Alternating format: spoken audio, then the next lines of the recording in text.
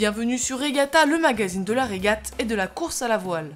Au programme cette semaine, les images du départ de la Charente-Maritime Bahia, Transat des Mini 650.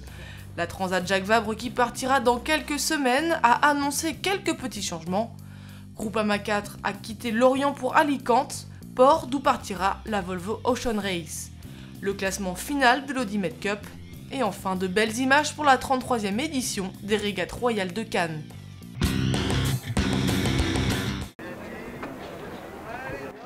Amis, familles et partenaires ont succédé au contrôle de jauge et au dernier briefing avant le départ. Les bateaux sont fin prêts et les skippers profitent de leurs derniers instants à terre avant d'embarquer pour leur grande traversée. Cette épopée en solitaire de 4200 milles à bord d'un bateau de 6,50 m. Épreuve sportive pour certains, aventure d'une vie pour d'autres. Ce qui est sûr, c'est qu'au matin du départ, rien ne les différenciait. Tous avaient la même envie, partir. Je suis bien content d'y aller là. Ça fait 10 jours qu'on est là, qu'on prépare tout et là il est temps d'y aller quoi. Ça va être chouette. Ouais, j'ai déjà une partie de moi qui est au milieu du golfe, donc même si mon corps est là devant la caméra, en fait je suis déjà parti et moi je suis prêt, ouais. Ouais, hyper cool, franchement, c'est parfait. À l'attaque. Pour cette première étape qui rallie Madère, les solitaires navigueront dans du petit temps et pourraient bien mettre jusqu'à 4 jours pour sortir du golfe de Gascogne. Le départ de cette 18e édition a été donné devant Fort Boyard à 17h17, mais les 79 coureurs d'un commun accord n'ont franchi la ligne qu'à 17h18 pour offrir la première minute de la course à la mémoire de Jean-Marc Allaire, ce skipper disparu en mer le 12 septembre et qui avait sa place au départ de la course. 3 classes engagées, un seul départ, 2 parcours. Voilà ce qu'il faut retenir pour cette nouvelle édition de la Transat Jacques Vabre. Lors de la conférence de presse, une trentaine de skippers sont venus à la présentation de la course. IMOCA Multi 50 et Classe 40 partiront donc le 30 octobre prochain du Havre sous un même départ, mais avec un parcours un peu rallongé pour les Multi 50. Ils devront parcourir 593 milles supplémentaires entre Saint-Barthélemy et la Barbade. Un parcours qui pour la saison s'annonce comme à chaque fois plein d'incertitudes météorologiques. Le parcours c'est un parcours costaud parce qu'il faut sortir de la Manche et au mois de novembre on peut déjà avoir des dépressions assez musclées. Donc il faut sortir avec le problème de Manche, c'est-à-dire du courant, beaucoup de trafic maritime. Un golfe de Gascogne qu'on franchit plus ou moins bien selon la météo. C'est aussi un endroit où il y a beaucoup de mer. Donc on peut être amené à souffrir un petit peu dans le golfe de Gascogne. Sur 34 bateaux engagés, Marc Guillemot, vainqueur de la dernière édition aux côtés de Charles Caudrelier, partira cette année avec Yann Eliès. Il remet son titre en jeu bien conscient des forces en présence sur la course. Avec Yann Eliès, on va essayer de faire aussi bien que ce qu'on avait pu faire avec Charles Caudrelier il y a 2 ans. Ça va pas être facile, de toute façon c'est jamais simple, les courses sont toujours compliquées et même si le parcours est identique, les conditions vont être différentes et puis la concurrence est différente. Depuis 2 ans, il y a une multitude des bateaux issus de la génération de Safran qui s'est créée, donc des bateaux performants qui menés par des bons couples, des bons duos, donc je pense que ça va faire un beau match sur cette Transat. Et c'est vrai que la course risque d'être très ouverte tant le plateau des 13 IMOCA est homogène. Il faudra surtout faire attention aux nouvelles montures qui seront testées par les skippers sur cette Transat.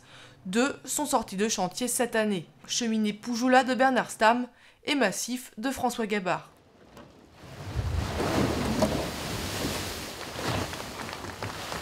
Les premières arrivées des IMOCA et Multi 50 sont prévues à partir du 14 novembre et pour les classes 40 à partir du 22 novembre.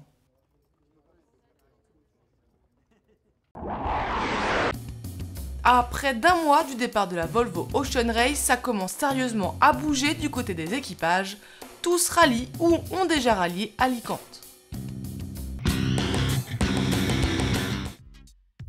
Dans l'ordre, Team Telefonica est arrivé le premier à Alicante après un entraînement de 9000 milles en mer. Team Sania, quant à lui, vient tout juste d'arriver après un parcours qualificatif entre l'Angleterre et l'Espagne. Abu Dhabi Ocean Racing et Puma Ocean Racing sont en route.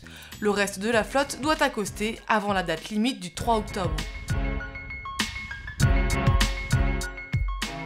C'est parti aussi pour Franck Camas et l'équipage de Groupama 4 qui eux aussi font route pour Alicante, partis ces derniers jours. Une nave entre Lorient et Alicante d'environ 1200 milles qu'on évalue à 5 jours de mer dans des conditions actuelles, à savoir peu ventées.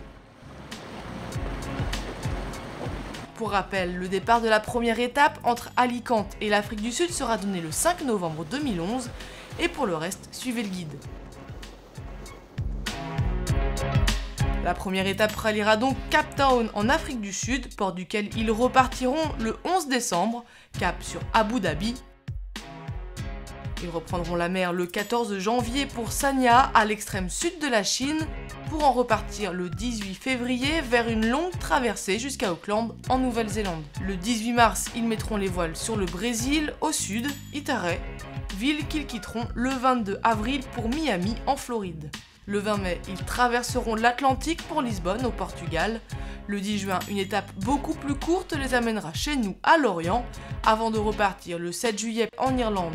Cette dernière étape marquera la fin de la Volvo Ocean Race et des près de 40 000 milles de course. Sur le circuit Audi Med Cup, Ran est vainqueur à Barcelone et Quantum Racing, sacré champion 2011. À Barcelone avait lieu la dernière étape du circuit Audi Med Cup, le trophée Condé des Godot. Ran a remporté cette dernière épreuve des TP52, mais cela ne lui suffira pas pour remporter la saison. Leader au classement général après les 4 premiers rendez-vous de l'année, Quantum Racing, malgré une mauvaise 8ème place sur l'étape espagnole, remporte le Audi Med Cup 2011 devant Bribon et Azura.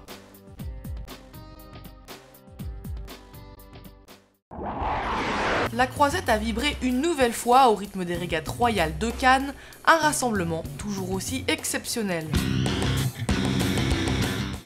Pour la 33e année, les vénérables yachts de course ont investi la baie de Cannes pour une petite semaine de régate.